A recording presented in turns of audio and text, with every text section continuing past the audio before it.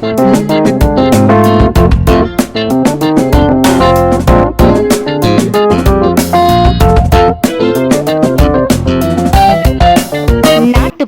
கலைகள். விரும்பும் பொருள் கிடைத்து விட்டால் குழந்தைகள் மகிழ்ச்சியால் துள்ளி குதித்து ஆடுகிறார்கள். உலகில் மனிதன் தோன்றிய நாள் முதல் தன் மன மகிழ்ச்சியை ஆடியும் பாடியும் வெளிப்படுத்தினான். இயற்கையாக தோன்றிய உணர்ச்சியை உடல் அசைவுகளால் காட்டத் தொடங்கினான். நாட்டிய கலை பிறந்தது. நாட்டியமாட பாடலை பாடினான். இசைக்கலை தோன்றியது. தொடர்ந்து தாளக்கலை, சிற்பக்கலை, கவிதைக்கலை முதலியன தோன்றின. வளமான ஆற்றங்கரையில் தங்கி வேளாண்மை செய்து நிலையான வாழ்க்கை வாழத் தொடங்கியதும் ஓவியக்கலை, கும்மி, கோலாட்டம், கரகம், சிலம்பம், பொய்க்கால் குதிரையாட்டம் முதலிய பல கலைகள் தோன்றின. நகர வாழ்க்கை முறையால் இவற்றுள் பல பின்பற்றப்படாது போயின.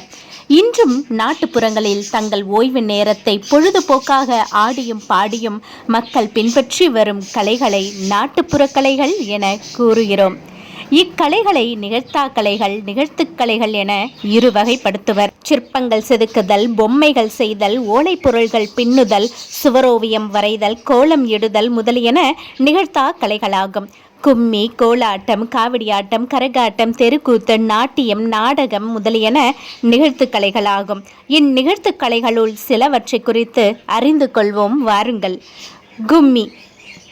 பெண்கள் பலர் வட்டமாக நின்று கைகளால் தாளம் தட்டி கொண்டு ஆடும் கலை கும்மி எனப்படும். கோயில் திருவிழாக்களின் போது உரிய கடவுள் உருவத்தை நடுவில் வைத்து கும்மி அடிப்பர். பொங்கல் திருநாளன்று பொங்கல் பானை அல்லது கூடையை வைத்து கொண்டு கும்மி அடிப்பார்கள். ஒரு குத்து விளக்கு அல்லது ஏதேனும் சிறப்புக்குரிய ஒரு பொருளை மையத்தில் வைப்பர். அதை சுற்றி பெண்கள் பலர் கைகளால் தாளம் தட்டி கொண்டு கும்மி அடிப்பர். கோயில் திருவிழாக்களின் போது, வீடுகளில் நடைபெறும் சிறப்பான நிகழ்ச்சிகளின் போதும் பெண்கள் சேர்ந்து கும்மி அடிப்பார்கள். கும்மி அடிக்கும் போது பாடும் பாடல் எளிமையானதாக இருக்கும். கும்மி பாடலை ஒரு பெண் ஒவ்வொரு அடியாக பாட அதை பின்பற்றி மற்ற எல்லாரும் சேர்ந்து பாடுவார்கள். சிறுமியரோடு பெரிய பெண்களும் கும்மியில் கலந்து கொள்வதுண்டு. தமிழ்நாட்டின் சில மாவட்டங்களில் ஆண்களும் ஒரு வகை கும்மி அடிக்கிறார்கள். இதற்கு ஒயில் கும்மி என்று பெயர். ஒயிலாட்டம் அல்லது ஒயில் கும்மி ஏதாவது ஒரு கதையை அடிப்படையாக கொண்டிருக்கும். கும்மி ஆட்டம் பற்றி பாரதியார், வட்டமிட்டு பெண்கள் வளைக்கரங்கள் தாமொலிக்க கொட்டு இசைத்திடுமோர் கூட்டமுதப்பாட்டு என்று பாடி பாராட்டியுள்ளார். இரண்டாவதாக கோலாட்டம். கும்மியின் போது கைகளை கொட்டி தாளம் போடுவர். அப்படி கைகளை கொட்டுவதற்கு பதில் இரு கைகளிலும் வண்ண கோல்களை பிடித்து அவற்றை தட்டி தட்டி தாளத்திற்கு ஏற்ற ஒலி எழுப்புவர். இதுதான் கோலாட்டம். கும்மி அடிப்பது போல் வட்டமாக நின்று கோல் அடித்து சுற்றி வருவது எளிய வகை கோலாட்டம். உயரத்தில் ஒரு வளையத்தில் பல வண்ண நாடாக்களை கட்டி தொங்கவிட்டு அந்த நாடாக்களின் நுனியில் கோல்களை இணைத்து கட்டுவர். கோல்களை கையில் பிடித்து அடித்து கொண்டு பாடலின் இசைக்கேற்ப சுற்றி வருவர். அப்போது பல வண்ண நாடாக்கள் பின்னலை போல் இணைவது பின் அவிழ்வதுமாக இருக்கும். இதற்கு பின்னல் கோலாட்டம் என்று பெயர். மூன்றாவதாக கரகாட்டம். செம்பு, பித்தளை முதலிய உலோகங்களாலும் மண்ணாலும் செய்யப்பட்ட சிறு குடத்து நடுவில் அலங்காரத்துடன் தயாரிக்கப்படுவது கரகம். இதனை பல்வேறு வகைகளில் அழகுபடுத்துவர். தலையில் வைத்துக்கொண்டு கீழே விழாமல் பாடலுக்கேற்ப அடியெடுத்து வைத்து ஆடுவர். சுற்றி சுற்றி வருவர். இதுவே கரகாட்டம் ஆகும். இதனை பண்டை காலத்தில் குடக்கூத்து என வழங்குவர். அம்மன் கோயில் வழிபாட்டில் கரகாட்டம் இடம்பெறும்.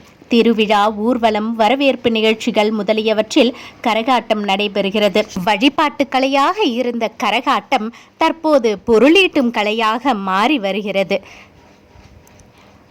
நான்காவதாக காவடி ஆட்டம். தமிழ்நாட்டில் முருகன் கோவில்கள் பெரும்பாலும் மலை மீது அமைந்திருக்கின்றன. இறைவனை வழிபடச் சென்றவர்கள் தோளில் ஒரு தண்டு வைத்து அதன் இருபுறமும் பூசைக்குரிய பொருட்களை தொங்கவிட்டு மலை மீது எளிதாக எடுத்துச் சென்றனர்.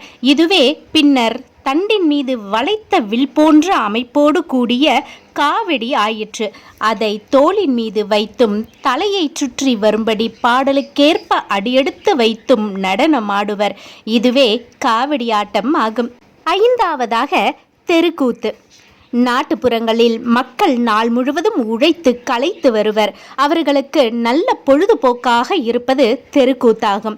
ஏதேனும் ஒரு புராண கதையை நடிகர் சிலர் ஆடியும் பாடியும் கூத்தாக நடித்து காட்டுவார்கள். இக்கூத்து தெருக்கள் கூடும் இடத்தில் நடைபெறும். மேடையோ திரைச்சிலையோ இல்லாமல் திறந்த வெளியில் இது நிகழும். நடிகர் நல்ல ஒப்பனை செய்து மேடையில் தோன்றி நடிப்பர். இரவு 10 மணிக்கு மேல் தொடங்கி பொழுது விடியும் வரை கூத்து நடைபெறும். இவை தவிர பொய்க்கால் குதிரையாட்டம், சிலம்பம், பொம்மலாட்டம் முதலியனவும் நாட்டுப்புறங்களில் நடைபெற்று வந்த கலைகளாக விளங்கின. ஆனால் இவற்றின் நிலை இப்போது செழிப்பானதாக இல்லை. நாட்டுப்புற கலைகள் நவீன பொழுதுபோக்கு சாதனங்களின் வளர்ச்சியினால் வீழ்ச்சியடைந்து வருகிறது. மாணவர்கள் இக்கலைகளை மீண்டும் புத்துணர்ச்சி பெறச் செய்ய வேண்டும். நாட்டுப்புற கலைகளை போற்றி வளர்த்தல் வேண்டும். இதுவே நம் கடமையும் ஆகும்.